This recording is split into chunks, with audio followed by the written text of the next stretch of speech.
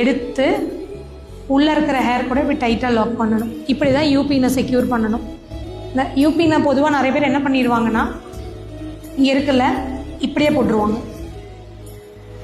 இப்படியே போட்டிங்கன்னா அது இப்படியே கழண்டு வந்துடும். ஏன்னா யூபினுக்குன்னு கிரிப் இல்லை, அது எப்படி இருக்குது, ஆல்ரெடி ஓப்பனில் தான் இருக்குது. ஸோ நம்ம பாப்பின் போடுற மாதிரி சும்மா இப்படி சொருவி வச்சிங்கன்னா போடுறதுல எந்த யூஸ் கிடையாது.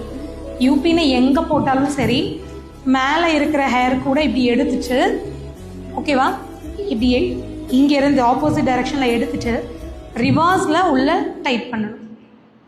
ஸோ அப்போ தான் அது லாக் ஆகும். இப்போ இது இழுத்தா கூட இப்படி வரக்கூடாது, இந்த ஹேர் அவ்வளோ டைட்டாக இருக்கணும். இப்படி தான் யூபின் போடணும், ஓகேவா. அப்போ தான் அது ஓப்பன் ஆகாது. ஒரு ஃபுல் பண்ணையே ஒரே யூபின்லேயே லாக் பண்ண முடியும், கரெக்டாக லாக் பண்ணிங்கன்னா.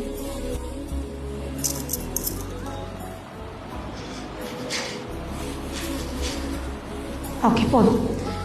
இதுக்கு மேலே பூ வைக்கணும். பட் டைரெக்டாக இதுக்கு மேலே பூ வச்சோம் அப்படின்னா மல்லிகைப்பூ நிற்காது, கிரிப்பு.